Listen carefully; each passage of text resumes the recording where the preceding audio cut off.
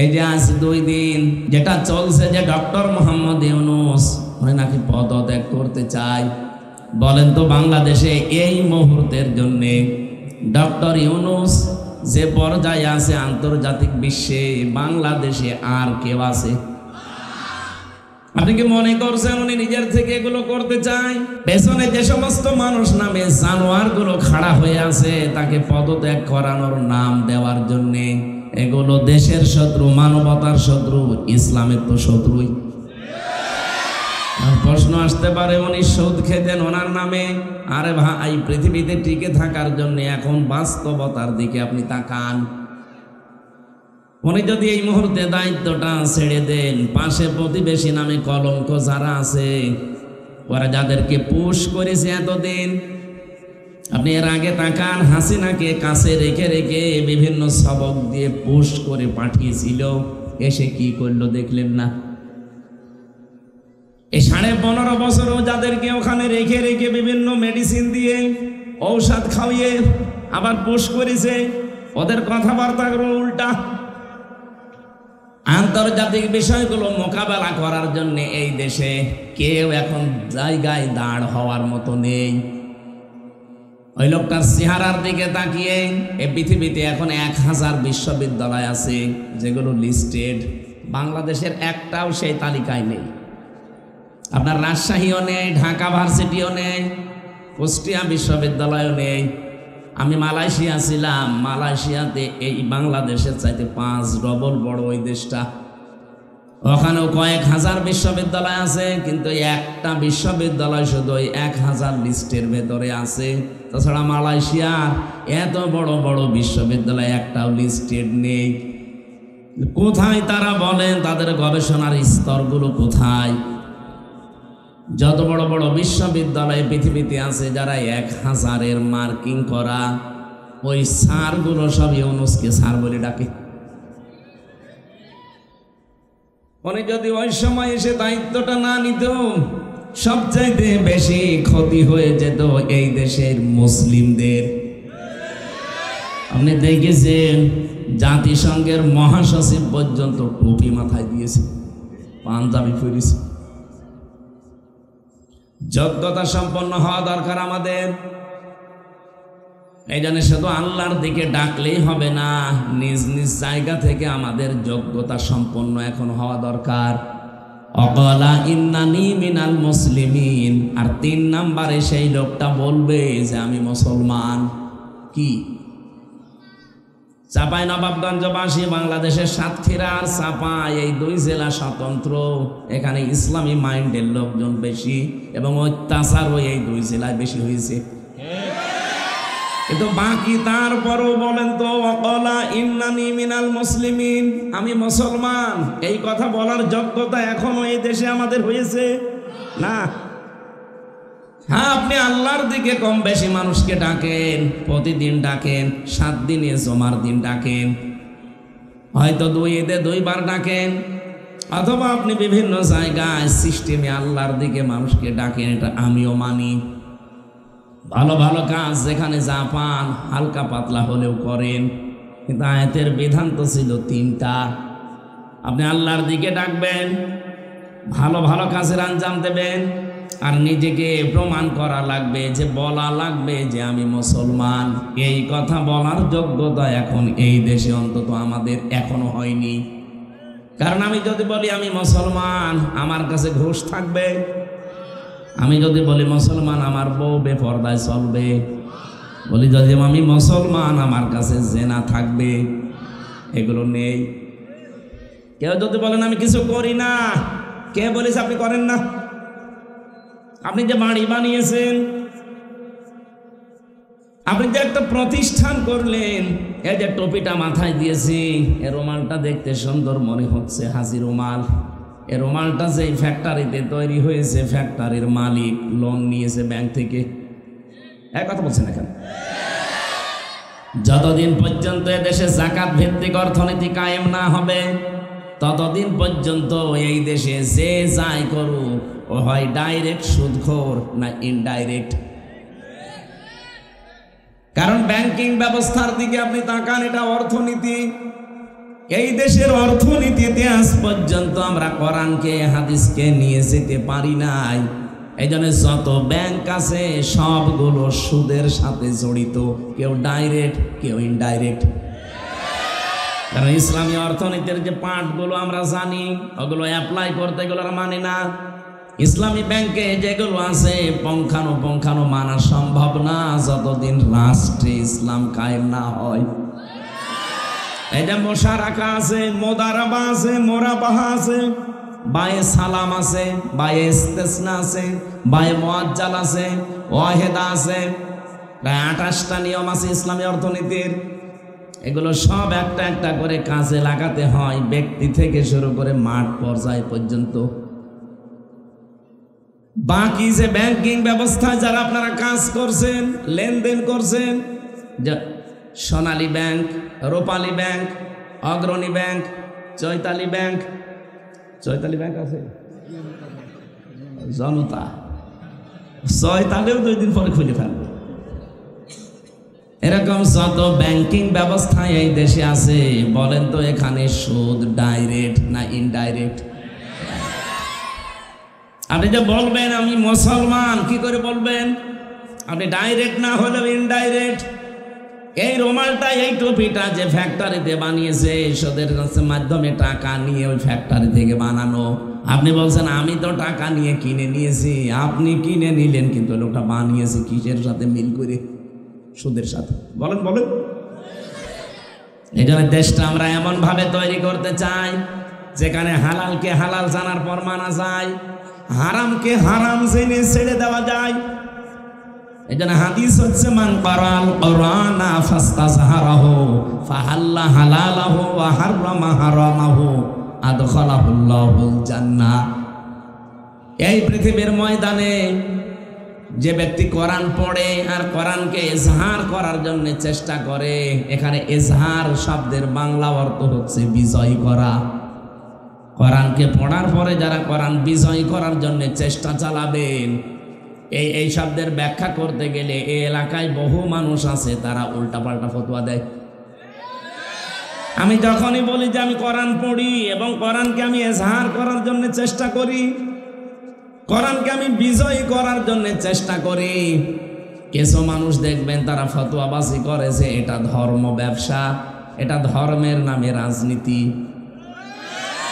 এটা ধর্ম ব্যবসা না ধর্মের নামে রাজনীতি আপনার কাছে শেখা লাগবে আমার। আমি কোরআনের ওপরে অনার্স মাস্টার শেষ করেছি।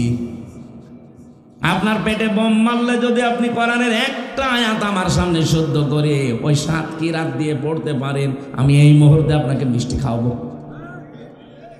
7 কিরাত লাগবেন, আপনি 1 কিরাতে পড়েন তো দেখি।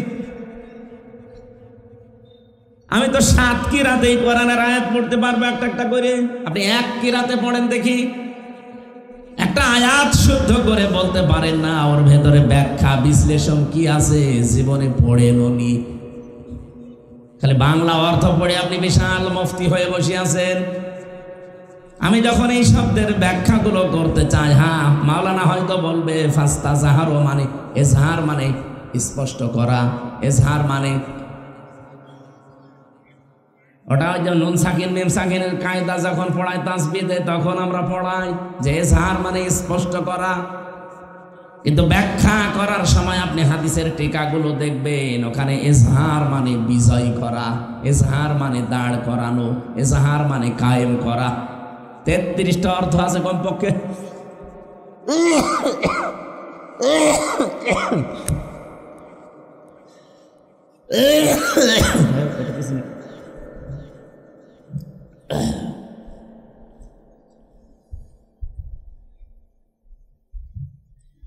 কেন ইজহার শব্দের অর্থ এখানে শুধু স্পষ্ট করা দিলে হবে না, বিজয় করা ধরা লাগবে কেন? এরপরে 2টা শব্দের ব্যাখ্যা আছে। নবীজি ইজহার বলার পরে 2টা শব্দ দিয়েছেন, এটা বলার আগে আবার মাঝখানে ফা দিয়েছেন। এটা যদি বিশ্ববিদ্যালয়ের ক্লাস হতো আমি আরো ডিপলি ভেতরে যেতে পারতাম, কারণ এমনও মানুষ বসে আছে যে ফা কি ও বোঝেই না। তো ওইটার ব্যাখ্যা করা আমার দরকার না, আমি শুধু একটা ইঙ্গিত দিলাম। ফা শব্দটা আরবি গ্রামার অনুযায়ী প্রায় 19টা অর্থে ব্যবহার হয়। এখানে যে ফা নবীজি দিয়েছেন, ফা যদি বাদও দিতেন আমি আলেম যারা আমরা অর্থ করতে পারতাম, কিন্তু ফা দিলেন কেন? হযরতে আবু হুরায়রা রাদিয়াল্লাহু তাআলা আনহু বলেন, বিশ্বনবীর কাছে আমি একবার শুনলাম, মান ক্বালা লা ইলাহা ইল্লাল্লাহ ফাদাখালাল জান্নাহ, বুখারী শরীফের হাদিস। হযরতে আবু হুরায়রা বলেন, কথা শোনার পরে আমি দৌড় দিয়েছি, যারে সামনে পাই তারই বলি যে লা ইলাহা ইল্লাল্লাহ বললে আল্লাহ তাকে জান্নাত দিয়ে দেবে। যে শুনে আমাদের মতো যারা আবেগওয়ালা মুসলমান বলে আলহামদুলিল্লাহ সুবহানাল্লাহ, পড়েছে হযরত ওমরের সামনে, তিনি জিজ্ঞাসা করলেন মান ক্বালা, কে বলেছে এই কথা? তিনি বললেন বিশ্ব নবীর কাছে শুনে আসলাম, তিনি এখনো পর্যন্ত মসজিদে নববীতে বসা। বললেন চলো দেখি নবীর কাছে। আল্লাহর নবীর কাছে গিয়ে বলে, হে রাসূল আপনি এই কথা বলেছিলেন? নবীজি বললেন নাম, হ্যাঁ আমি বলেছি।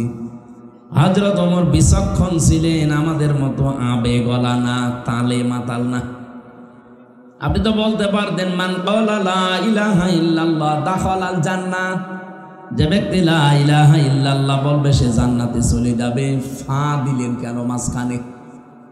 নবীজি বললেন ফায়ের ব্যাখ্যা হচ্ছে আইয়ুহাযিরা মা হারামাল্লাহ, যে ব্যক্তি লা ইলাহা ইল্লাল্লাহ পড়বে আর হালালকে হালাল হারামকে হারাম জেনে ছেড়ে দেবে, এই লোকটা জান্নাতে যাবে। ফা শব্দটা কত গুরুত্বপূর্ণ আপনি লক্ষ্য করেন। মান ক্বারাল কুরআনা ফাস্তাযহারাহু বলার পরে নবীজি কিন্তু শেষ করে দিতে পারতেন। ফা তো একবার বললেনই যে ফাস্তাযহারাহু, শব্দটা ছিল ফা, ইস্তাযহারাহু। কেন ফা দিলেন মাঝখানে? আবার দ্বিতীয় পয়েন্টে দেখেন, ফা হাল্লা হালালাহু ওয়া হাররামা হারামাহু। ফা দেওয়ার যে 19টা অর্থ আছে, এর একটা অর্থ এই, উপরে বর্ণিত কোনো বিষয় যদি আপনি সত্যি জীবনে করেন, পরের যে উপকার বা ক্ষতি আসতেছে এটা মাস্ট বি আপনার জীবনে হবে। প্রথম দুইটা শব্দ কি ছিল? কোরআন যে পড়ে আর কোরআনকে বিজয়ী করার জন্য চেষ্টা চালায়, কারণ কোরআন যেখানে বিজয়ী থাকে সেখানে হালালকে হালাল আর হারামকে হারাম জেনে ছেড়ে দেওয়া সম্ভব হয়। এই কথা বললেন না কেন? কোরআন বিজয় না থাকলে আপনি হালালকে হালাল জেনেও মানতে পারবেন, হারামকে হারাম জেনেও ছেড়ে দিতে পারবেন না? পারবেন না। এই 54 বছর আমরা পারছি না। কত উদাহরণ আছে বাংলাদেশে। এই যে চাঁপাই নবাবগঞ্জের কোর্টে যান, কোর্টের ইট পর্যন্ত টাকা চাই। এই ঘুষ এখন আর ঘুষ নেই, এখন তো নাম পাল্টিয়ে দিয়েছে হাদিয়া, বকশিশ। হযরতে মুআজ বিন জাবাল রাদিয়াল্লাহু তাআলা আনহু বলেন, আমি যখন ইয়েমেনের গভর্নর হয়ে যাচ্ছিলাম, ঘোড়ার পিঠে উঠব, রেকাবের ভেতরে পা দিয়েছি অলরেডি। নবীজি বললেন দাঁড়াও, তোমাকে আমি একটা দেশের দায়িত্ব দিয়ে পাঠালাম, আমি জানি তোমার কাছে বিভিন্ন হাদিয়া তোফা আসবে। কি? খুজলাতাম মাদামাতান ফাইদা সারা রিশওয়াতান ফিদ্দিন ওয়ালাস্তুম বিতারিকিহি ইয়ামনাকুমুল ফাকরা ওয়াল হাজা আলা ইন্না রিহাল ইসলামি দাইরাতুন ফাদুরু মাআল কিতাবি হাইসু দার আলা ইন্নাল কিতাবা ওয়াস সুলতানা লা ইফতারিকান ফালা তুফারিকুল কিতাব ইলা আখিরিল হাদিস রাহু ইবনে মাজাহ। নবীজি বললেন তুমি হাদিয়া তোফা গ্রহণ করতে পারো ওই পর্যন্ত যতক্ষণ হাদিয়া থাকে, কিন্তু কোনো হাদিয়া তোফা যদি ঘুষের পর্যায়ে পড়ে যায় ওইটা আর গ্রহণ করা যাবে না। কিন্তু আমি দেখতে পাচ্ছি সময় এমন আসবে তোমার প্রয়োজন দেখা দেবে, বাস্তবতা এমন হয়ে দাঁড়াবে যে ঘুষকে বাধ্য হবে মানুষ প্রয়োজনের তাকিদে গ্রহণ করতে। এরকম জায়গা বাংলাদেশে নেই। এক কথা বলেন না কেন? আমার কুষ্টিয়াতে যে ওসি সাহেবকে আমি পড়াতাম ওই 10 সালে, তার বেতন ওই সময় ছিল আমার হালকা মনে আছে খুব বেশি হলো 42,000 টাকা। 42,000 টাকা তার বেতন ওসি সাহেবের। অথচ তার ছেলে মেয়ে আর বউ তিনজন ঢাকায় ফ্ল্যাট ভাড়া করে থাকে, 50,000 টাকা শুধু ফ্ল্যাটের ভাড়া। বেতন তার 42,000, শুধু বাসা ভাড়ায় যদি শুধু বউ আর ছেলে মেয়ের পেছনে যায় 50,000। 2টা ছেলে মেয়ে বিশ্ববিদ্যালয়ে পড়ে, তাদের খরচ, স্ত্রীর খরচ, তার নিজেরও খরচ আছে। বলেন তো বাস্তবতা তাকে ঘুষ খেতে বাধ্য করবে কিনা? নবী যদি এমনি বলেন নাই, ওয়ালাস্তুম বিতারিকিহি ইয়ামনাকুমুল ফাকর ওয়াল হাজা, তোমার প্রয়োজন এবং বাস্তবতা তোমাকে বাধ্য করবে, ওই নিষেধটা তুমি আর মানতে পারবে না। তখন আমার তো মনে হচ্ছে 1,500 বছর আগের কথা নবীজি কেবল 10 সালে বলে গেল। কথা বলেন না কেন? আপনি এই লোকটার দিকে তাকিয়ে বলেন তো, সে যদি ভালো হওয়ার চেষ্টাও করে কিন্তু ভালো হতে পারছে না, তাহলে তার বউ আর ছেলে মেয়েকে ঢাকায় রাখা ওই সময় চলবে না, হয় কুষ্টিয়ায়, নাই তার বাড়ি গোপালগঞ্জে ছিল, গোপালগঞ্জে রাখা লাগবে, যেখানে 5-7 হাজার টাকা হয়তো বাসা ভাড়া, খুব বেশি হলো খাবার দাবার দিয়ে ছেলে মেয়ে নিয়ে 30,000-এর ভেতরে শেষ। এইরকম জায়গায় রাখলে সে চলতে পারবে। কিন্তু তার স্ট্যাটাস, তার যে মানে যেভাবে সে চলাফেরা করে, তার ছেলে তার মেয়ে তার বউকে যেভাবে তুলেছে, ওই জায়গায় রাখতে হলে কমপক্ষে 1.5 লাখ টাকা মাসে উপায় করা লাগবে। তার প্রয়োজন দেখা দিয়েছে, বাস্তবতা সে সম্মুখীন হয়েছে, এই জন্য সে কোরআন শরীফ পড়তো আমার কাছে জমার দিন, আর মাঝে মাঝে দেখতাম তার কাছে হাদিয়া আসতো। একবার হাদিয়া এসেছে 10 লাখ টাকা। হেরোইন ধরা পড়েছিল, হিরোইন। বাংলাদেশের 2টা থানায় সবচেয়ে বেশি ক্রাইম হয়, একটা কুষ্টিয়ার মডেল থানায় আর একটা সিলেটের বিশ্বনাথ থানায়। কারণ মাল পানি আসে তো বাইরে থেকে। হেরোইন 1 কোটি টাকার ধরা পড়েছে। ওই লোকটা এসে ব্যাগ নিয়ে বলছে, স্যার আমার এইটা নেন আর ওই জিনিস ছেড়ে দেন। আমার দিকে তখন আমি পড়াচ্ছিলাম সূরা বাকারার ওয়ালা তাকুলু আমওয়ালাকুম বাইনাকুম বিল বাতিল, আয়াতটা আমার দিকে তাকিয়ে বলছে, হুজুর এটা নেবেন মানে আপনার পড়ালাম কি? আর আজকে এসে ভাগ্যে চক্রে ঘুষের আয়াত পড়িছে। হুজুর এটা তো ঘুষ না, এটা হাদিয়া। হ্যাঁ, আমারে ফতোয়া শিখাচ্ছে হাদিয়া। আপনার সরকার হাদিয়া দেয় না, আপনার বেতন তো মাসে মাসে ঠিকই আসে, ওইটা আপনার জন্য বৈধ। এইটা এখন আর হাদিয়া নেই, এটা ঘুষের পর্যায়। ওই সময় দেখলাম আমার সামনে লোকটাকে গরম দিল, আমি কোরআন শরীফ পড়ছি আর তুমি ঘুষ দাও, তাড়িয়ে দিল। পরবর্তীতে নিয়েছে কিনা আমি জানি না। তো এইরকম হাদিয়া তোফা যদি মাসে অন্তত 5টা আসে, ওর বেতন নেওয়া লাগে। 5টা আসলে মনে করেন 50 লাখ, 10 লাখ করেও যদি দেয় আরো বেশি আসে। কারণ ওই 2 থানায় যদি ওই সময় জানতাম যে বাংলাদেশে কয়েকটা থানা আছে, যদি ঢাকা থেকে বদলি হয়ে কেউ এই সমস্ত থানায় আসতে হয় কমপক্ষে 50-60 লাখ টাকা উপরওয়ালাকে দেওয়া লাগে। উপরওয়ালা মানে আল্লাহ তাআলা। ওই যে বেনজির ছিল, বেনজির, নজির ছাড়া এই আল্লাহর ওলি, এরপরে আরো নিচে কিছু ছোটখাটো ওলি আছে, তাদের পর্যন্ত দিয়ে, এরপরে আছে মন্ত্রী, সচিব, আমলা, এদের দিয়ে দিয়ে এ পর্যন্ত। তো একটা ওসি যদি বদলি হতে 50-60 লাখ টাকা দিয়ে আসা লাগে, তো 1-1.5 বছর 2 বছর থাকে, ওই টাকা তোলা লাগবে না? ওই বেতন নিয়ে যদি ওই টাকা উপায় করা লাগে, কিয়ামত হয়ে আর একবার কিয়ামত হবে, তাও পাবে না। আমার তো হাদিস পড়ার পরে মনে হচ্ছে নবীজি মনে হয় বাংলাদেশে ছিল। আপনি দেখেন, লাস্তুম বিতারিকিহি ইয়ামনাকুমুল ফাকর ওয়াল হাজা। হে সাহাবী, সময় এমন আসবে তোমার প্রয়োজন হয়ে পড়বে, তোমার হাজত দেখা দেবে, তুমি হাদিয়া তোফা তখন না নিয়ে পারবা না। সাবধান, ইসলামের খুঁটি, ইসলামের যে যন্ত্রপাতি আছে, দুনিয়ার কেউ যদি ইসলামের পক্ষে না থাকে, এগুলো কিন্তু ইসলামের খুঁটি বাতাসে নড়তে থাকবে। কে বলছেন?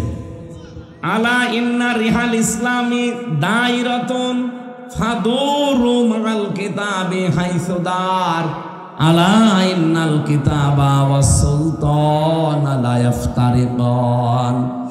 অতি শীঘ্র এমন কিছু মানুষ দুনিয়াতে আবির্ভাব হবে, তারা বলবে কোরআন শরীফ আর রাজ্য রাজনীতি আলাদা। এই চাপাই নবাবগঞ্জে বলে নাই? এই কথা বলা লাগবে। আপনার যে বিষয়ে জ্ঞান নেই আপনি মুখ খুললেন কেন? ওয়ালা তাকফু মা লাইসা লাকা বিহি ইলমুন, যে বিষয়ে জানো না কথা বলবা না। কে বলছে? বলেন বলেন। ইন্নাস সামআ ওয়াল বাসারা ওয়াল ফুআদা কুল্লু উলাইকা কানা আনহু মাসউলা। তোমার অন্তর, তোমার কান, তোমার চোখ কিয়ামতের দিন সব আমার আল্লাহর কাছে জিজ্ঞাসিত হবে। যে বিষয়ে জানো না ও বিষয়ে কথা বলা জায়েজ নেই। এ ফতোয়া কার? আপনি কোন কারণে বলতে গেলেন যে কোরআন শরীফ আর রাজ্য রাজনীতি আলাদা? 618 জায়গায় আমি কোরআন দিয়ে রাজনীতি করা লাগবে, 918 জায়গায় আমি পেয়েছি। আমার চাইতে যারা বড় বড় মাথা আলাও আছে তারা তো আরো বেশি পাবে। আপনার শুধু মাথায় আছে, মাথার ভেতরে মনে হয় মগজ নেই, শুধু গোবর আছে। এই কারণে আপনি এই কথা বললেন। শেষের কথা ছিল কি? ফালা তুফারিকুল কিতাব, সাবধান, কিতাবের রাজনীতি থেকে জীবনেও তোমাকে আলাদা করবা না। কারণ তুমি একটা দায়িত্ব নিয়ে যাচ্ছ দেশের, একটা এলাকার। চাপাই নবাবগঞ্জবাসী যে কথা বলতে চায়, কোরআন যদি এই দেশে এজহার না হয়, বিজয় না হয়, আল্লাহর কসম আপনি হালালকে হালাল জেনে মানতে পারবেন না, হারামকে হারাম জেনে আপনি ছেড়েও দিতে পারবেন না। বাস্তবতা, প্রয়োজন এবং হাজত আপনাকে বাধ্য করবে। আমার এই গাড়িটা এই চাপাই থেকে যদি আমি রাত 11:30টায় এখানে ছেড়ে দেই, কুষ্টিয়া পর্যন্ত যেতে কমপক্ষে 3-4 জায়গায় আটকাবে পুলিশে। সব ঠিক আছে, গাড়ির কাগজপত্র, ড্রাইভিং লাইসেন্স, গাড়ির রোড পারমিট সব ওকে, ড্রাইভারের ড্রাইভিং লাইসেন্সও আছে। তারপরেও কাজ খুলে দিলে বলবে হুজুর দোয়া চাই। যদি বলে দোয়া করে আসলাম, না, যে দোয়া নিয়ে আসলেন ওই দোয়া দিয়ে যান। এখন যেহেতু তারা রাত জেগে আছে, বলেন তো যদি 1000-2000 করেও দেওয়া লাগে, 7-8 জন করে থাকে, এই 2000 করে যদি 1-5 জায়গায় দেওয়া লাগে, খালি দোয়াই দেওয়া লাগবে 10,000। এখন ওদের উপর রাগ করেই করবেন কি? ওরা বলে ফেলে হুজুর রাগ করবেন না, কারণ এই দোয়া শুধু আমরা একা নেই না, এই দোয়া আবার উপরে দেওয়া লাগে। এরকম যতগুলো গাড়ি থেকে আমরা দোয়া পাই, প্রতি রাতে যদি অন্তত 50,000 টাকা দোয়া পাই, উপরে আমার 30,000 চলে যায়, আর আমরা এই ছোটখাটো গুলো 20,000 দোয়া খাই। এখন ওরা যদি চেষ্টা করে যে না আমি ওইসব ঝামেলাই নেই, আমি লা ইলাহা ইল্লাল্লাহ, কাউকে কিছু বলবো না, কোনো গাড়ি ধরবো না, হবে? গাড়ির চাকরি থাকবে না এমন জায়গায় বদলি করে দেবে, পুলিশ লাইনে রেখে দেবে, থাক সুবহানাল্লাহ পড়। না, হচ্ছে না।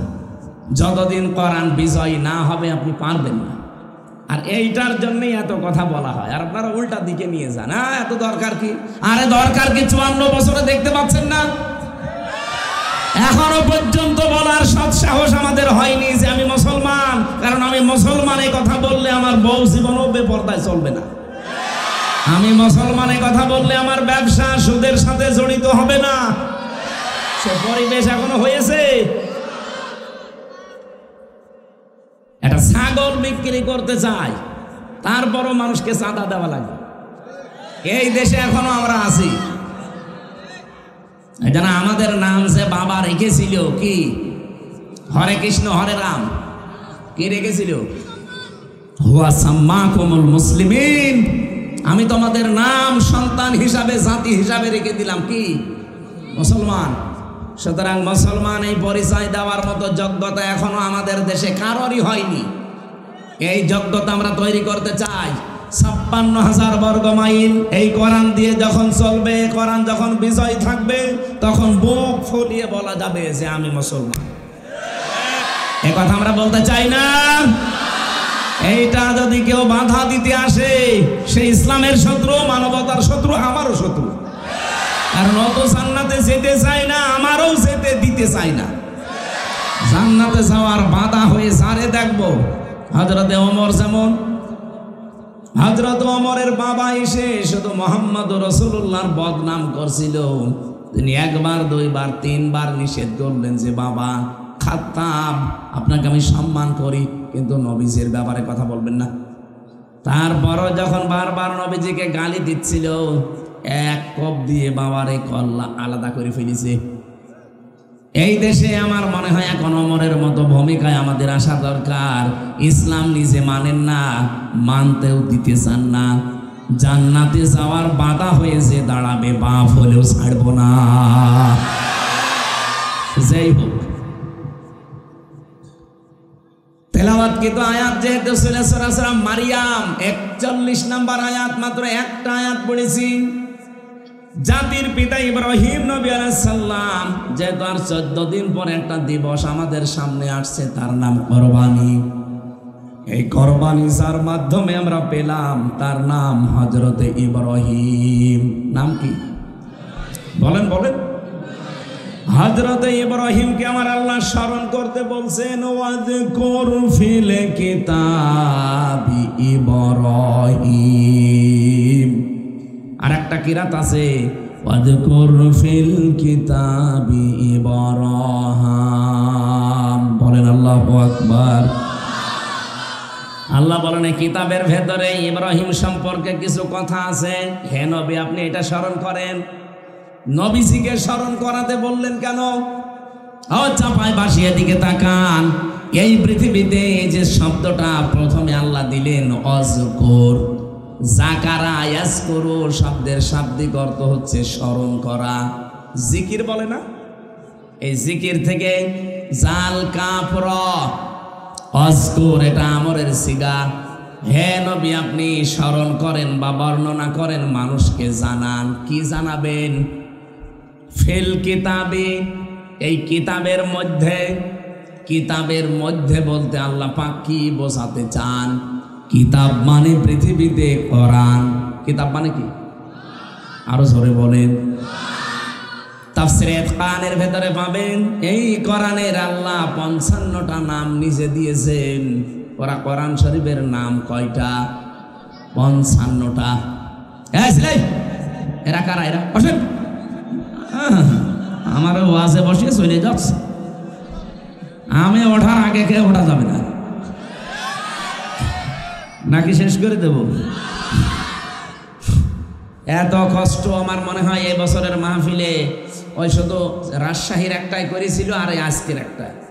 এরা মেশিন লাগিয়ে পানি শিখেছে আপনাদের জন্য, আর আপনারা চলে যাচ্ছেন কোন কারণে? এই মোস্তফা ভাই তার লোকজন সাথে নিয়েছে, কষ্ট। আমি সেই এসেছি রাত মনে হয় 3টার দিকে, এই এসেই দেখতেছি তারা এই লেগে আছে এর পেছনে। মসজিদে দেওয়ার কথা ছিল, কিন্তু পরিবেশটা যেহেতু হালকা করতে পেরেছে, কখন বৃষ্টি নেমে যায় বলা যায় না। যতক্ষণ বৃষ্টি না আসে থাকবেন না, এটা বলা আবার ঠিক না। বৃষ্টি দেখা যাচ্ছে 2 দিন হইল না, অন্তত ঘন্টাখানিক থাকেন নাকি? এই আয়াতটা আমার যতদূর নিয়ে যায় আমরা ততদূর যাবো ইনশাআল্লাহ। 14 দিন পরে দিবস আসতেছে, দিবস তো আসবে, চলেও যাবে, তা কিছু নেওয়া লাগবে না? কিতাবের ভেতরে, কিতাব মানে কোরআন শরীফ, 55টার নামের 55টার বাস্তব কিছু নাম আমরা আপনাদেরকে শোনাচ্ছি। কোরআনের ভেতরে আল্লাহ সবচাইতে উত্তম নাম দিয়েছেন, তার নাম হচ্ছে কোরআন। নাম কি? ফাযাক্কির বিল কোরআনি মান ইয়াখাফু ওয়াঈদ। রব্বুল আলামিন বলেন, হে নবী আপনি যখন জিকির করবেন, আলোচনা করবেন, উপদেশ দেবেন, তখন আমার কোরআন থেকে দেবেন। মান ইয়াখাফু ওয়াঈদ, so admonish and or by the holy Quran him who fears my threat। যার ভেতরে আল্লাহর ধমকের ভয় আছে, কোরআনের উপদেশ শুনলে তার কাজ হবে। কোরআনের প্রথম নামই কোরআন।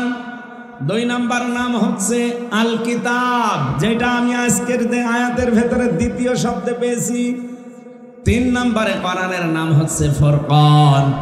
4 নম্বরে কোরআনের নাম আজ-জিকির, 5 নম্বরে কোরআনের নাম আত-তানজিল, 6 নম্বরে কোরআনের নাম মুবিন, 7 নম্বরে কোরআনের নাম নূর। 55টা নাম আমি পড়েছিলাম তাফসিরে খানের ভেতরে। অন্যতম গুরুত্বপূর্ণ নাম হচ্ছে আল কিতাব। কি কিতাব? শুধু কিতাব আল্লাহ দেয়নি, আলিফ লাম লাগিয়ে নির্দিষ্ট করে দিয়েছেন। এটা দিয়ে বোঝাতে চাই পৃথিবীতে একটাই মাত্র কিতাব আছে, তার নাম কোরআন। আর দুনিয়ায় যত কিছু পান সব হচ্ছে এই কিতাবের ব্যাখ্যা। তাহলে হাদিস এবং যত দুনিয়ায় যত বই লেখা আছে সবগুলো হচ্ছে কোরআনের ব্যাখ্যা। কোন কিতাব কোরআনের শব্দ থেকে গবেষণা করে হয়তো লেখা। আমি আমার গাড়িতে 4টা কিতাব আজকে আমি জেলখানায় থাকতে লিখেছিলাম, 2টার বাইরে থাকতে 2টা, এগুলো সব কোরআনের শব্দের উপরে ভিত্তি করে লেখা। মেয়েদের সম্পর্কে দাম্পত্য জীবনের যে কলহ, মানুষের এই যে স্বামী স্ত্রীর গন্ডগোল লাগে, কেন এর সমাধান করতে হয়, না হলে সংসার টেকে না, কি কি কারণে গন্ডগোল হয় আর কেন, এগুলো কিভাবে পদ্ধতি আছে। আপনাদের এখানে ফো দিয়ে হবে না, ওই পদ্ধতিগুলো অ্যাপ্লাই করলে পরিবারে শান্তি নেমে আসবে। ওইগুলো একটা শব্দের ব্যাখ্যা করতে গিয়ে লিখেছিলাম সূরা আহজাব 33 নম্বর আয়াতের তাবাররুজ শব্দটা দিয়ে। তাফসিরে এটা খাজেন থেকে নিয়েছি বেশি, 120 পৃষ্ঠা আমি লিখেছি পরিবার নিয়ে। কারণ জেলে যাওয়ার পর এটা আমি উপলব্ধি করতে পেরেছি যে অনেক মানুষ জেল খাটতেছে শুধু বোর কারণে। হয় বউকে তালাক দেওয়ার কারণে, অথবা যৌতুকের কারণে, অথবা মারধর করার কারণে, অথবা মেরে ফেলেছে এই কারণে। এখনো পর্যন্ত সে জল্লাদ আছে ঢাকায়। এই কিছুদিন আগে যেটা মরে গেল শাহজাহান জল্লাদ, ওইটার পরে আরেকজন দায়িত্ব পেয়েছে, ওর নাম ইলিয়াস জল্লাদ। ও মাঝে মাঝে আমার ফাঁসির কন্ডেম ছেলে এসে আমার জিজ্ঞাসা করতো, হুজুর আর পারি না। কেন? আপনি তো ভালো জায়গায় আছেন, আপনি তো জল্লাদ। কারণ একটা ফাঁসি দিলে আপনার 4 মাস মাপ, আর আমাদের তো কোনো মাপ নেই। আজ 22 বছর জেল খাটতেছে। অপরাধ কি করেছিলেন? বলছে আমি সৌদি ছিলাম, 17 বছর সৌদি আরবে কাজ কারবার করে দেশে এসে বিয়ে করলাম। গেছি হয়তো 20 বছর বয়সে, 17 বছর ছিলাম। কত বছর হয়? 37। এসে হয়তো 38 39 বছরে বিয়ে করেছি। বিয়ের বছরে আমার বর সাথে আমার মার সাথে মিল নেই। কিছু মাকে দিলে বউর মন পাওয়া যায় না, আর বউকে কিছু দিলে মার বোন শুধু খাবো খাবো করে। এরকম পরিবার দেশে নেই? আজ হাজারো পরিবারে আমার মনে হয় বউ আর শাশুড়ির এই ছোট মনের কারণে আমরা অনেক স্বামী মানসিক রোগী হয়ে যাচ্ছি।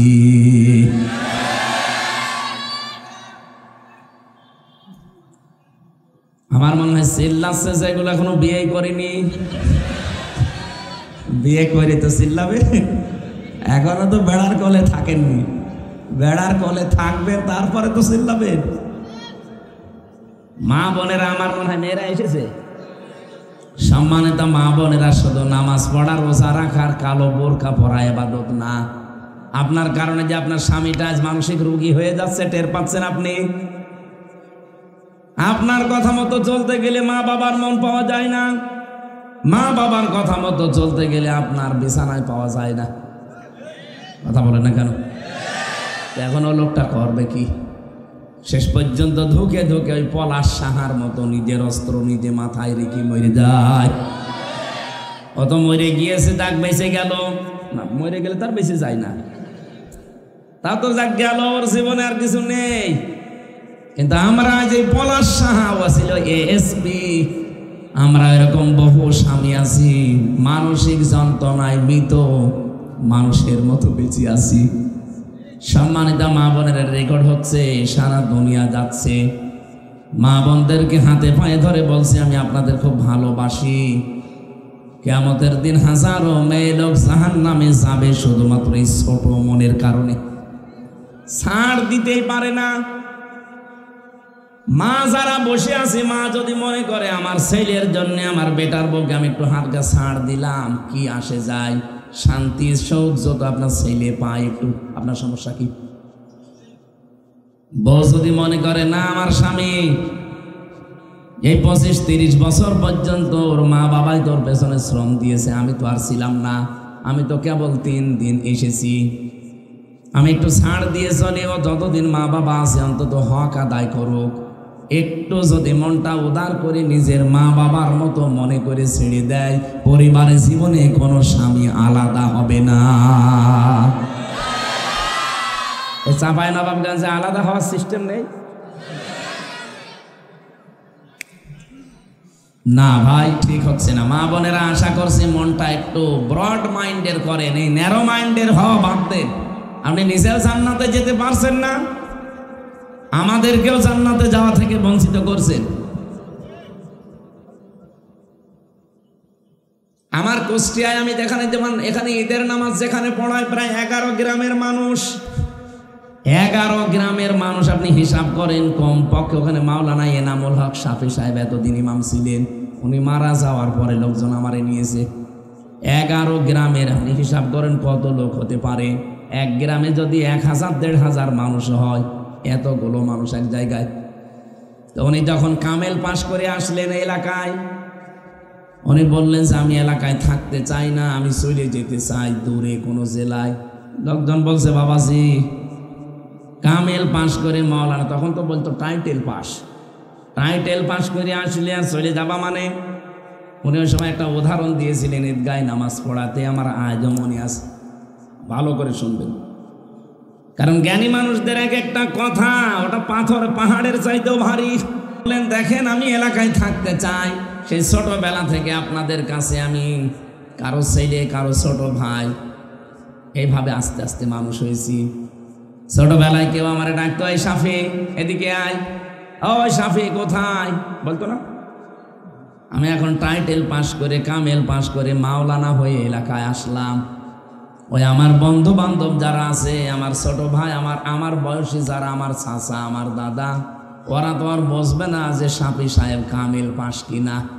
ও ঠিক ওই সে 12 বছর আগে যেভাবে ডাকতো ওই শাফি, ওইভাবেই বলবে ওই শাফি। আমি তো সে শাফি আছি, কিন্তু আমার নামের আগে এখন একটা আলেম লেখা আছে। কি কথা বুঝতেছেন? আর আলেম তো আর যার তার নামের আগে লেখা যায় না। আল উলামা ওয়ারাসাতুল আম্বিয়া, আলেমরা নবীর ওয়ারিস। নবীজি বলেন আমি থাকলে যা করতাম আমার আলেমরা যদি ওইটা করে, ওরা কিন্তু সাধারণ থাকে না, ওরা তখন আমার উত্তরাধিকারী হয়ে যায়। স্থলাভিষিক্ত নায়েবে রাসূল। নবীজিকে কেউ যদি বলে এই মোহাম্মদ, বলতে পারে? বলেন। তাহলে আমি শাফি সাহেবের আগে মাওলানা এনামুল হক শাফি লেখা। আপনি তো আর মনে করবেন না যে আমি কামেল পাশ করে এসেছি, মনে করবেন ওই সে 5-এ পড়তাম গ্রামে সেই শাফি আছি। আপনি বয়সে হয়তো বড় অথবা সমবয়সী, একবারে আপনি আবেগে বলবেন এই শাফি শোন। আপনি আলেমের অসম্মান করে ফেলবেন। আমার নিজের জন্যে না, আপনার জন্যে হলেও আপনাকে আমি বাঁচাতে চাই, এই জন্য আমি এলাকায় থাকবো না, দূরে থাকি, বছরে 2-1 বার আসবো, ওই চলবে। কি বলেছিল আপনি ইঙ্গিত পেয়েছেন? কথা বুঝতেছেন না? বোঝেননি? আমি আপনাদেরকে বাঁচাতে চাই, আমাকেও বাঁচাতে চাই। আপনারা তো বাঁচবেন নিজেদেরকে এভাবে উল্টাপাল্টা না ডেকে, আর আমি আমাকে বাঁচাতে চাই। কারণ যখনই আপনি বলবেন যে এই শাফি, তখন আমার মনের ভেতরে একটা অহংকার আসতে পারে। কি আমি টাইটেল পাস আর আমার এই শাফি বলে ডাকছে, ভেতরে একটা অহংকার চলে আসতে পারে। আমি নিজেকেই নিজে বরবাদ করে ফেললাম। আমি নিজেকে ওই জন্য বাঁচাতে চাই, আপনাদেরও আমি বাঁচাতে চাই। আমার ভাইরা, আমি যে কথা তুলেছিলাম, আজ আমরা আমাদের মনটা যদি ন্যারো মাইন্ডের না করে ব্রড মাইন্ডের করতে পারতাম, এই স্বামীর যে সম্মান মর্যাদা আপনি তো এখনো টের পাননি যে এ বেটা কি জিনিস। নবীজি বলেন পৃথিবীতে যদি আমি মেয়েদেরকে আল্লাহ বাদে অন্য কাউকে সেজদা দেওয়া জায়েজ থাকতো, মেয়েদের কানের কাছে মুখ নিয়ে বলতাম মেয়েরা আর যাই করো স্বামীর পায়ে সেজদা দাও। কত বড় সম্মান, আল্লাহর পরে তার স্থান, আর আপনি তার মুখে মুখে তর্ক করেন, তার মা বাপ তুলে আপনি গালি দেন। খাদিজাতুল কুবরা রাদিয়াল্লাহু তাআলা আনহার জীবনী পড়েছি, পুরাটা জীবনী আমি কয়েকবার পড়েছি। আমি দেখেছি তার পুরা জীবনে কোনোদিন তিনি এক ওয়াক্ত নামাজ পড়েননি, একটা রোজা রাখেননি, জীবনে একদিনের জন্য তিনি পর্দায় ছিলেন না, একটা টাকা যাকাত দেননি, জীবনে কোনো দিন একবারের জন্যও হজ করেননি। কারণ হচ্ছে এই বিধানগুলো সব নাজিল হয়েছে তার ইন্তেকালের পরে, এই জন্য তিনি করেননি। কিন্তু তার সম্মান দেখেছেন, এই পৃথিবীতে জিন্দা অবস্থায় একজন মানুষকে, একজন মহিলাকে আমার আল্লাহ সালাম দিয়েছিলেন, তার ভেতরে খাদিজা, আর একজনকে দিয়েছিলেন তার নাম হজরতে আসিয়া। হজরতে আসিয়াকে আমার আল্লাহ শুধু সালাম দিয়েছেন, কিন্তু ঘর বানিয়েছেন জান্নাতে আমি পাইনি। আসিয়া চেয়ে নিয়েছিলেন, বলেছিলেন আল্লাহ তুমি আমার জন্য জান্নাতে একটা ঘর বানিয়ে দাও যেখানে বসে বসে তোমারে দেখা যায়। কিন্তু খাদিজাতুল কুবরার জন্য আমার আল্লাহ নিজে জান্নাতে ঘর বানিয়ে সুসংবাদ পাঠিয়েছেন। উনি চেয়ে নিয়েছেন আর এনার জন্য বানিয়ে আল্লাহ পাঠিয়ে দিয়েছেন। মর্যাদা কোথায় আপনি টের পাচ্ছেন?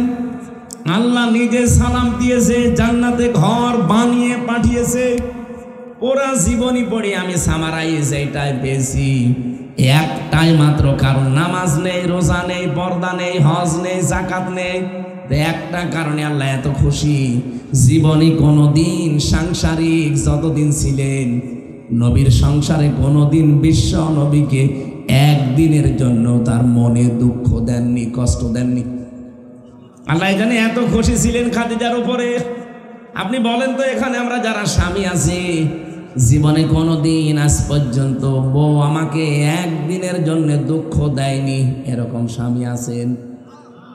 হাত তোলেন তো দেখে একজন।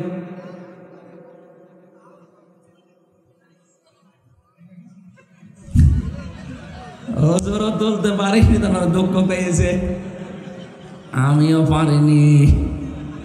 আমি মিথ্যা কথা বলবো কেন? মুরব্বী বেরিয়েছে না? না ভাই, আপনি হাঁটছেন কোন কারণ? আমরা যদি না পারি, আপনারা কোন জাহান্নামে আছেন এটা থার্মোমিটার দিয়ে মাপা দরকার। সম্মানিতা মা বোনেরা, না হচ্ছে না, আমার মনটা ভেঙে গেল। কার বাড়ি এসে খাবার খেলাম আজকে, তাহলে মনে হয় বাড়ি আলাও এখন অসন্তুষ্ট।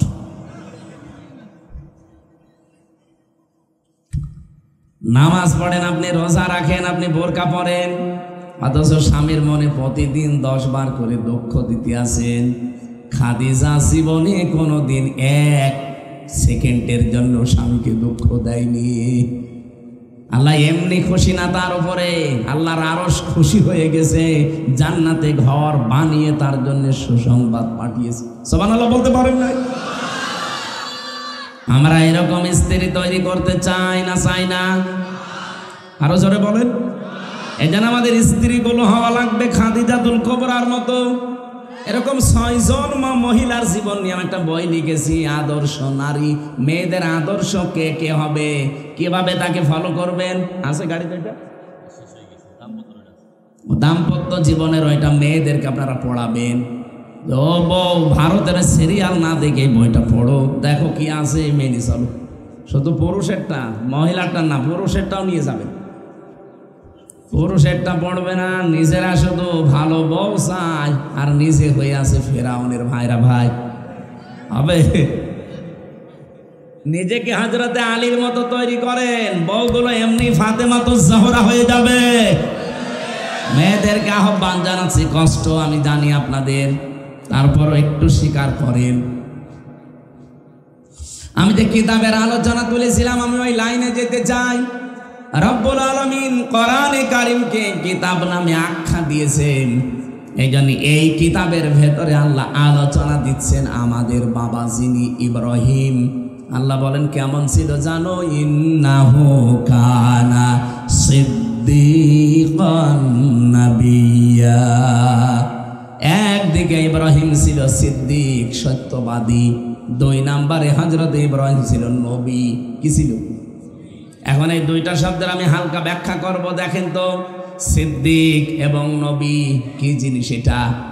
সিদ্দিক মানে সত্যকে সত্য জানার পরে যারা মেনে নেয় তারা আল্লাহর কাছে সিদ্দিক, সত্যবাদী।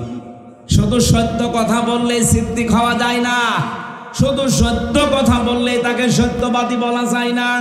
সিদ্দিক মানে সত্যকে সত্য জানার পর দুনিয়ায় একদিকে আমি একদিকে, এইরকম সিদ্ধান্ত যারা নিতে পারে তাদেরকে বলা হয় সিদ্দিক।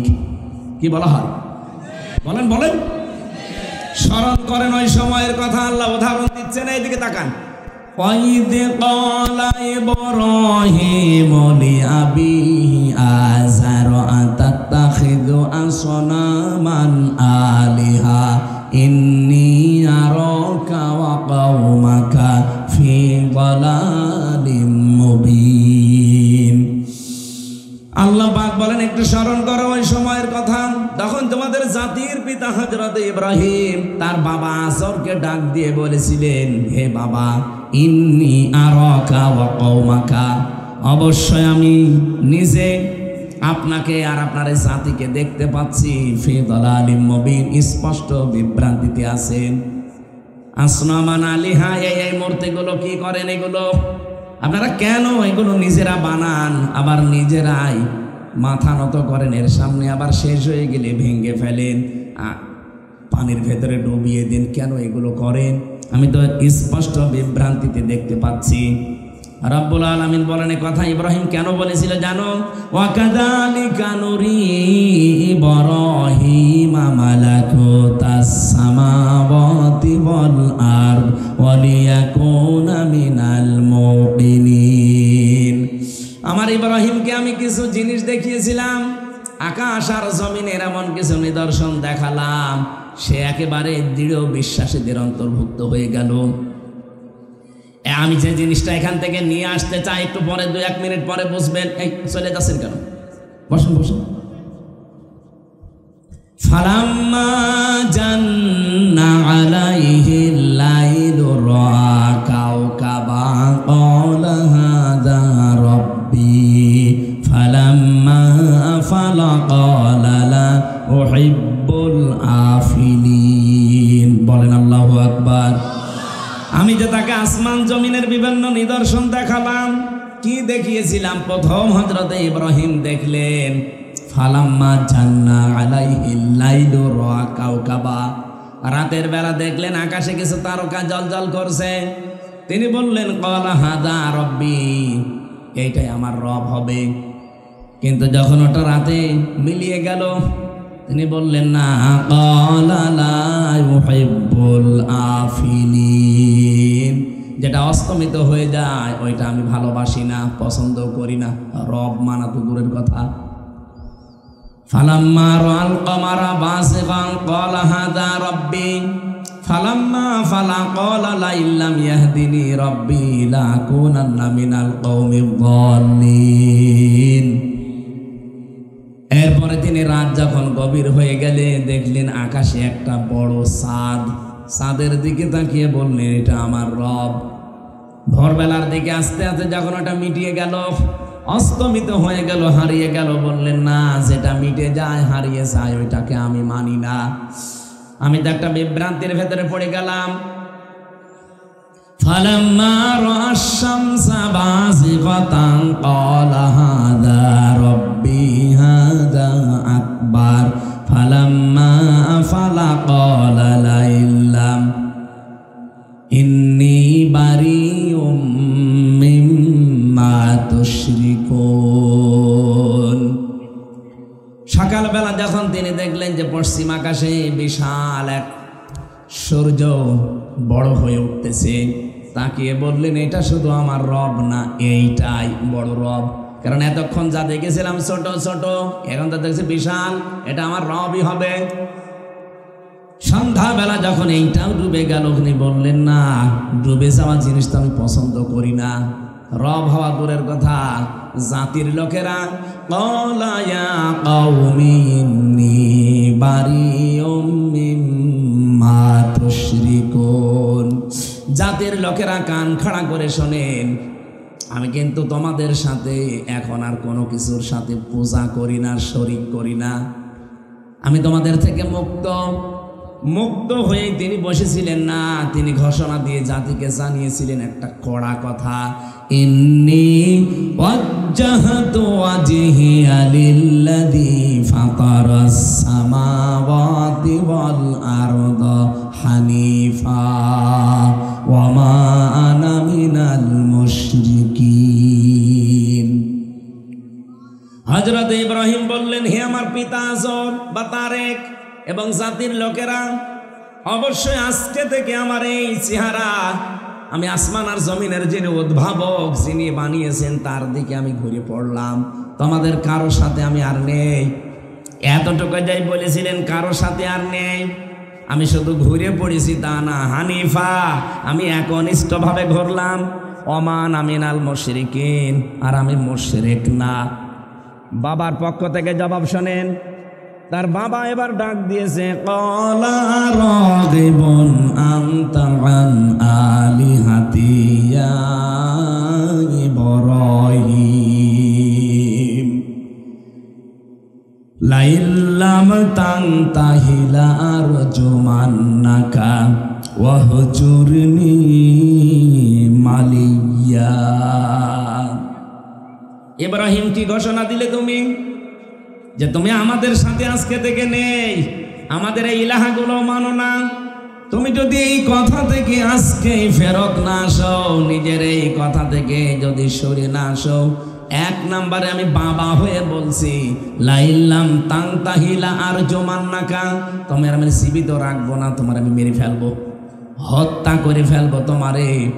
আর আমি যদি এটা না পারি, দ্বিতীয় নম্বর বলেছিলেন, ওয়াহজুরনি মালিয়া, হয়তো সন্তান হিসাবে আমি মায়া মহব্বত এটা করতে যদি না পারি, আজকে থেকে ঘোষণা দিলাম তুমি আমার কাছে আর থাকবে না, দূর হয়ে যাও, দূরে কোথাও চলে যাও। এরকম কথা বললে আমার কাছে বাবা হিসাবে সন্তানকে আমি রাখি না। আপনি হিসাব করে দেখেছেন জাতির পিতা কি কঠিন পরীক্ষায় ছিলেন। আয়াতের তাফসীর পড়তে গিয়ে আমি জাতির পিতা ইব্রাহিমের জীবনে 50টা পরীক্ষা পেয়েছি। জীবনের জন্ম থেকে শুরু করে মরণ পর্যন্ত আমি 50টা পরীক্ষা পেয়েছি।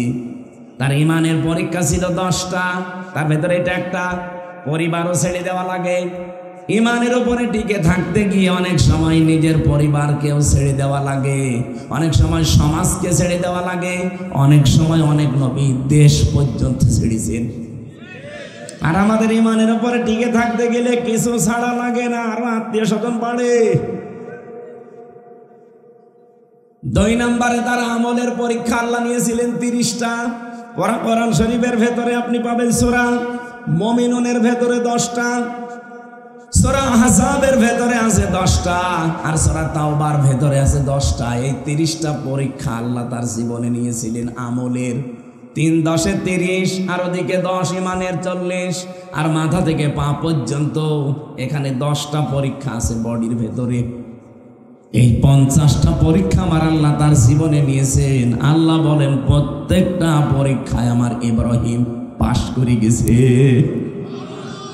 হযরত ইব্রাহিম ঘোষণা দিয়েছিলেন, ক্বালা সালামুন আলাইকা সাস্তাগফিরু লাকা রাব্বি ইন্নাহু কানা বি হাফিয়া।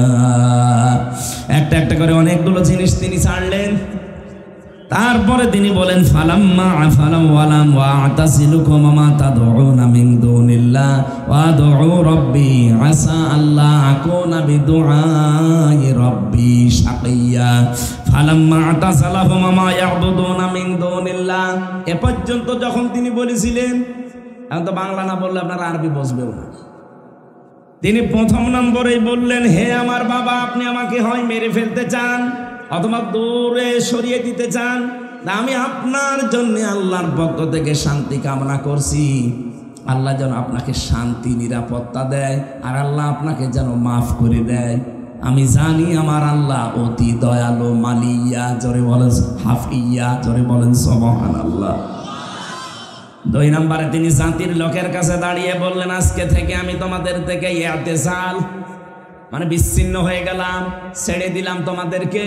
আল্লাহ বাদে যাদের ইবাদত তোমরা করো তাদের সাথে আমি আর নেই। ওয়াদউ রব্বি, আজকে থেকে শুধুমাত্র আমি ডাকতে থাকবো আমার রবকে। ওয়ালা হাসা আল্লাহ কুনা বিদুআই রব্বি শাকিয়া, আমার আশা যে আমার আল্লাহ কোনোদিন আমার ডাক না শুনে পারবেন না, কোনোদিন তিনি আমাকে হতভাগ্য করবেন না। ফালাম্মা তাসালাহুম মা ইয়াবুদুনা মিন দুনিল্লাহ, এই মুহূর্তে যখন তিনি সব কিছু থেকে নিজেকে পৃথক করে একেবারে একা একা দাঁড়িয়ে গেছেন, কেউ নেই তার সাথে, তার বাবা নিজে তার শত্রু, আগুনে ফেলার সময় তার বাবা নিজে সাহায্য করছে। এরকম কঠিন মুহূর্তে হযরত ইব্রাহিম নবী আলাইহিস সালাম যখন দাঁড়িয়ে আছেন একা একা, আমার আল্লাহ ঠিক তখন তাকে নিয়ামত একটার পরে একটা দেওয়া আরম্ভ করলেন। তার মানে আমরা যদি জাতির পিতার সন্তান দাবি করি, বঙ্গবন্ধুর না, ইব্রাহিমের, কার? আমরা যদি ইব্রাহিম নবীর সন্তান দাবি করে থাকি যে আমরা ইব্রাহিমের সন্তান, আপনি ইমানের সাথে রিলেটেড যেগুলো আঁকড়িয়ে ধরবেন, ইমানের সাথে যেগুলো মিশে না ওগুলো যখন ছেড়ে দেওয়ার সিদ্ধান্ত নেবেন, আপনি দেখবেন আমার আল্লাহ ইব্রাহিমকে যেভাবে একটা একটা নিয়ামত দিয়েছে আপনাকেও জীবনে আল্লাহ দেওয়া আরম্ভ করবে। কে দিয়েছিলেন তাকে? ওয়াহাবনা লাহু ইসহাক ওয়া ইয়াকুব, ইসহাককে দিয়েছিলেন, ইয়াকুবকে দিয়েছিলেন।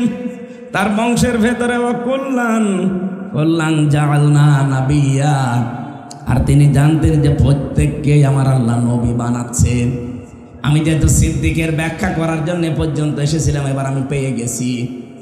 আপনি বলছেন আমাদের জাতির পিতা ইব্রাহিম আমার আল্লাহকে তিনি খোঁজ করছিলেন, কেউ তাকে দেখিয়ে দেয়নি। তিনি খোঁজ করে করে যখন পেয়ে গেলেন সত্যটা, এই সত্যকে সত্য জানার পরে দুনিয়ার কত কিছু তার ছাড় দেওয়া লেগেছে বলেন। আর আমাদের চোখে আঙ্গুল দিয়ে দেখিয়ে দিলেও সত্যকে সত্য জানার পরে আমরা মানতে চাই না। আমার কথা আপনি বুঝেছেন কিনা জানি না। জাতির পিতা সত্যকে অনুসন্ধান করছিলেন, খুঁজতেছিলেন, খুঁজতে খুঁজতে খুঁজতে যখন পেয়ে গেলেন, পেয়ে যাওয়ার পরে এমন ভাবে আঁকড়িয়ে ধরলেন, বললেন হানিফা, আমি একনিষ্ঠ ভাবে, ওমান আমিনাল মুশরিকিন, আমি মুশরিক না। এ ঘোষণা দেওয়ার পরে কত কিছু তার উপরে এসেছে দেখেছিলেন, যে বাবা পর্যন্ত বলছে তোর মেরে ফেলবো। আজও আমাদের দেশে যারা আমাদের অভিভাবক, সত্যের উপরে টিকে থাকতে গিয়ে আজ আমরা তাদের পক্ষ থেকে হুমকি ধামকি পাচ্ছি। নাম ধরা লাগবে। এতদিন যাদেরকে অভিভাবক মনে করতাম, দায়িত্বশীল মনে করতাম, ইমানের উপরে আজ টিকে থাকতে গিয়ে এই দেশের শত্রু, ইসলামের শত্রু, আল্লাহর ঘর মসজিদ যারা ভেঙে ফেলে, তাদের বিরুদ্ধে কথা বলতে গিয়ে দেখি এখন এই অভিভাবকরা আমাদের গালি দিচ্ছে। আপনারা চেতনার কথা বলতে বলতে চলে যান শুধু ৭১-এ, শুধু ৫২, শুধু ৪৭, কেন ২৪ বলা যায় না? ২৪ও তো একটা চেতনা। ২৭৩২ জন মানুষ জীবন দিল, লাখের ওপরে মানুষ হাসপাতালে কাতরাচ্ছে। এই চেতনা সামনে নিয়ে আসেন না, শুধু নিয়ে আসেন ৭১, শুধু ৫২, শুধু ৪৭। কেন আপনি বলবেন এই কথা? ৪৭-এর সাথে ৫২-র সাথে ৭১-এর সাথে অন্তত আমার যে বয়স, আমার এখন ৩৩ বছর, আমার তো ওই বয়সের কোনো সম্পর্কই নেই। আমি ৪৭-এও ছিলাম না, ৫২-তেও ছিলাম না, ৭১-এও ছিলাম না, আমি ছিলাম ২৪-এ। এই দেশ যদি এখন চলে ২৪-এর চেতনায় চলবে। যারা দালালি করছেন জাতির কাছে গাদ্দার হিসাবে প্রমাণিত হবে। আগামীতে দেশ চলবে কোন চেতনায়? ২৪। জোরে বলেন। এই চেতনা থেকে আজ যারা দূরে সরে গেছেন বিভিন্ন হাদিয়া তৌফা পেয়ে, এই জন্য দেশে অরাজকতা চলছে। জাতির কাছে অলরেডি আপনারা গাদ্দার হয়ে গেছেন, দালাল হিসাবে পরিণত হয়ে গেছেন। থামেন। নিজেদের জীবনেও স্যাক্রিফাইস কম ছিল না, অনেক কিছু ছাড় দিয়েছেন, আপনারাও মাসলুম, কিন্তু মজলুম হয়ে এখন আবার নিজেরাই জালেম হয়েছেন না। হয়তো 2 বছর 5 বছর খাবেন, এরপরে ওরা 15 বছর খেয়ে যদি টিকে থাকতে না পারে, আপনি 5 বছর আরামে খেয়ে কি করবেন? 5 বছর পরে আপনার বাড়ি ঘর শ্মশান হয়ে যাবে। আমরা চাই না আপনার বাড়ি শ্মশান হোক। যাদের অভিভাবক মনে করি তারা এখন আমাদের গালি দেয় আমরা নাকি ধর্ম ব্যবসায়ী। কোন কারণে এই রক্ত পিচ্ছিল পথে আমার আসা দরকার? আমার বাবার শ্বাস, আমার শ্বাস, আমি যদি মরণ পর্যন্ত শুধু নাকে তেল দিয়ে ঘুমিয়ে খাই আমার জীবন শেষ হয়ে যাবে, কিচ্ছু হবে না, কিচ্ছু করা লাগবে না। বাধ্য হয়ে এই রাস্তায় আসা লাগে, কারণ আমি দেখতে পাচ্ছি দেশ পর্যন্ত বিক্রি হওয়ার ষড়যন্ত্র চলছে। আমি ঘরে বসে থেকে কি করব? ঘরও থাকবে, দেশ বিক্রি হয়ে গেল, ঘর তো বিক্রি হয়ে যাবে। ইব্রাহিম নবী যা যা ফেস করেছিল, আজ ইব্রাহিমের সন্তানরা আমরা তাই তাই ফেস করছি। এত ভালোবাসতাম, এত মহব্বত করতাম, এত ভালো মনে করতাম যে উপরে, আর তারা এখন সালে তুলতেই 47, তুললেই 52, তুললেই 71, কথা তুললে 47, 52, 71-এর না, কথা তুললে আমার বয়সের সাথে তোলেন, 24-এর চেতনার কথা বলবেন। কারণ আগামী জুন মাসের 10 তারিখে জুলাই ঘোষণাপত্র দেওয়া লাগবে, আর এটা দেওয়ার ওয়াদা অলরেডি অন্তর্বর্তীকালীন সরকারে যারা আছে তারা দিয়েছে। জাতির সাথে তামাশা না করি 10 তারিখ ওটা দিয়ে দিন, ওইটা দিয়ে দেবেন, ওই অনুযায়ী দেশ চলবে। তখন এই অটোমেটিক যে চোপ্পমিয়া আছে, চোপ্পমিয়া অটোমেটিক বাতিল হয়ে যাবে, কারণ সংবিধান বাতিল হয়ে গেলে চোপ্পও শেষ। তখন 24-এর চেতনায় দেশ চললে, এই 9 মাসে যেভাবে দেশটা দাঁড়িয়ে গেছে, 5 বছরে দেশ মালয়েশিয়ার উপরে চলে যাবে। আরে ভাই, আমি তো সারা বিশ্বের মানচিত্র বাস্তবতা তো বুঝি, আমি তো আন্দাজে বলছি না, দেখে এসেছি। মালয়েশিয়া দাঁড়িয়ে গেছে 2004 সালের পর থেকে, সিঙ্গাপুর দাঁড়িয়ে গেছে 2004 সালের পর থেকে। তারা মাছ বিক্রি করে খায়। সিঙ্গাপুর বাংলাদেশের চাঁপাইনবাবগঞ্জের চাইতেও ছোট। চাঁপাইনবাবগঞ্জে মাথাও মাছ 40 কিলো হবে না, এর চাইতে বেশি। ওই সেই গোদাগাড়ির পর থেকে আরম্ভ করে কানসার্ট পর্যন্ত হিসাব করে দেখেন, অন্তত 45-50 কিলো হয়ে যাবে। অথচ সিঙ্গাপুর এদিকে ওদিকে মাত্র 42 কিলো, চারিদিকে সাগর, কিচ্ছু নেই ওই দেশে, শুধু পাথর, চারিদিকে সাগর আর মাঝখানে শুধু পাথর। এর উপরে যদি দেশটা ওরা মাছ বিক্রি করে খেত, 21-22 বছরে দাঁড়িয়ে গেছে, আমরা দাঁড়াতে পারি না 54 বছরে। পরনের লুঙ্গি পর্যন্ত চুরি হয়ে যায়। বঙ্গবন্ধু কি চুরি হয়েছিল? কম, এত চোর থাকলে হয় না। আমরা যখন নেমেছি জাতির পিতা ইব্রাহিমের সন্তান হিসাবে, আশা করছি অনেক কিছু পরীক্ষা সামনে আসতেছে। অনেক নিজে খুঁজে খুঁজে অনুসন্ধান করে করে তখন আল্লাহকে পেয়েছেন। সত্যকে সত্য জানার পরে উনি মেনে নিয়েছেন। ওনাকে আল্লাহ বলেন তুমি সিদ্দিক। আর আমাদের চোখে আঙ্গুল দিয়ে দেখিয়ে দেওয়া হচ্ছে যে এটা সত্যের পথ, এটা দেশের পথ, এটা মানবতার পথ। না, ও মানতে চায় না, কারণ ওকে তো ফ্যান খাইয়ে পাঠিয়েছে। তিনি 2 নম্বরে ছিলেন। তাহলে সত্যকে সত্য জানার পরে যারা দ্বিধাহীন চিত্তে প্রশ্ন ছাড়া মেনে নেবেন, এই মানুষগুলোকে আমাদের দিন সিদ্দিকে আকবর আবু বকরের সাথে উঠবেন। হযরতে আবু বকর, তিনি শুধু আবু বকর ছিলেন, কিন্তু যখনই নবীজির মেরাজের এই কাহিনী বিশ্বাস করার পরে তিনি বললেন, হে নবী, আপনি যদি বলেন সারা জীবন নদীর পানি মহানন্দ এদিকে চলছে এদিকে চলছে, হঠাৎ মহানন্দর পানি এমনি উঠতেছে, আমি তাই বিশ্বাস করব? নবীজি বললেন, ও আবু বকর, তুমি এত বড় কঠিন বিষয় বিশ্বাস করে নিলে প্রশ্ন ছাড়া, তোমাকে তো আমি আজকে খালি হাতে ফেরত দিতে পারি না। আজকে থেকে তোমার নাম আমি একটা লকব লাগিয়ে দিলাম, তুমি আবু বকর না, তুমি আবু বকর সিদ্দিক। এই জন্য সত্যকে সত্য জানার পরে যারা প্রশ্ন ছাড়া দ্বিধাহীন চিত্তে মেনে নেবেন, কিয়ামতের দিন তারা উঠতে পারবেন সিদ্দিকে আকবর। এবং আমাদের বাবা, যিনি জাতির বাবা, হযরতে ইব্রাহিম, তিনি সিদ্দিক, তার সাথে বলেন সুবহানাল্লাহ। 2 নম্বরে ইব্রাহিম নবী ছিলেন নাবিয়া। নাবিয়া মানে, নবী শব্দের শাব্দিক অর্থ হচ্ছে সংবাদ বাহক। নবীটা নাবা থেকে এসেছে। নাবা শব্দটার বাংলা অর্থ হচ্ছে ব্রেকিং নিউজ। আপনি এই নিউজ শব্দটা ইংরেজি থেকে আপনি লিখতে আরম্ভ করেন, দেখেন NEWS, নিউজ। এন দিয়ে যদি নর্থ ধরেন, ই দিয়ে যদি ইস্ট ধরেন, ডাব্লু দিয়ে যদি ওয়েস্ট ধরেন, আর এস দিয়ে যদি সাউথ ধরেন, তাহলে তামাম দুনিয়ার কিছু বাকি থাকে? বলেন না কেন? আল্লাহ পাক বলেন নবী ইব্রাহিম তামাম পৃথিবীর সব আমি আল্লাহ খবর তার কাছে দিয়েছিলাম। ওই যে ওয়াকাযালিকা নুরি ইব্রাহিম, আমি ইব্রাহিমকে দেখিয়েছিলাম মালাকুতাস সামাওয়াতি ওয়াল আরদ, আসমান আর জমিন পরিব্যাপ্ত যত নিদর্শন সব তাকে দেখিয়েছিলাম। এই নিদর্শনগুলো সে দেখে দেখে আমি আল্লাহকে শেষ পর্যন্ত খুঁজে পেয়ে গেছে। ও জাতির লোকেরা, নবী যে সংবাদ আমাদের কাছে নিয়ে এসেছেন, উনি তো আমাদের জাতির পিতা ছিলেন ইব্রাহিম, আর আমরা যাকে মানি উনি জাতির পিতারও পিতা। যদি আমাদের মুহাম্মদ রাসূলুল্লাহকে ইব্রাহিমের সন্তান বলা হয়, কিন্তু সন্তানের দায়িত্ব, তার মর্যাদা, সম্মান এত বেশি আল্লাহ দিয়েছেন।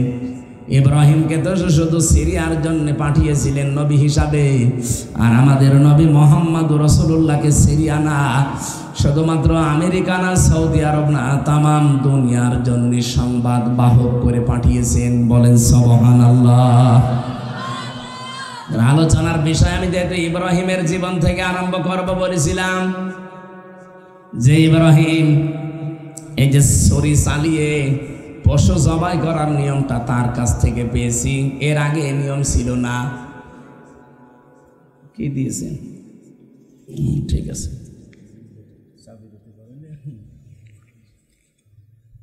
আপনারা কি চলে যাবেন এখনই? এদের খরচ দেখতে পাচ্ছেন কি অবস্থা, সব উড়ে গেছে, ছিঁড়ে গেছে, ডবল খরচ হয়ে গেছে। ওনারা 2 দিন ব্যাপী অনুষ্ঠান চালাতে হিমশিম খাচ্ছে। অন্তত কোরআনের পক্ষে আপনার 5টা টাকা থাক, এটা যদি চান তাহলে ওনারা যাচ্ছে। 5 মিনিটের ভেতরে যা আছে এনেছেন দেওয়ার জন্য দিয়ে যাবেন। কই লোক কই আপনার? ভেতরে যান, তাড়াতাড়ি যান।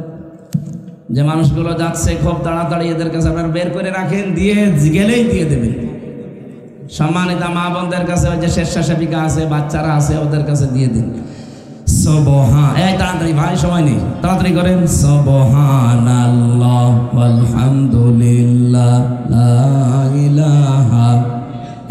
ওটাওটি করেন মানে বসেন। যারা শুধু চাদর নিয়ে যাচ্ছে তাদের কাছে ছাড়া কেউ করবেন না। গভীর ষড়যন্ত্র চলছে অলরেডি বাংলাদেশ নিয়ে। এই আগস্টের 5 তারিখের পর থেকে এই মে মাসের 23 তারিখ পর্যন্ত প্রায় 28টা কুলো তৈরি করেছে ওখানে বসে বসে। একটাও ষড়যন্ত্র সফল হয়নি, সামনে ইনশাল্লাহ হবেও না যদি আমরা এক থাকতে পারি। এই জন্য ছোটখাটো বিষয় ভুলে যাওয়া লাগবে ভাই, এখনো এখন, নাই তো পেছনে যেটা আছে না এটাও থাকবে না। কালকে আমরা রাতের বেলায় রাত 2:30-3টার দিকে যে শান্তির মোড় চাঁপাইনবাবগঞ্জে ছিলাম।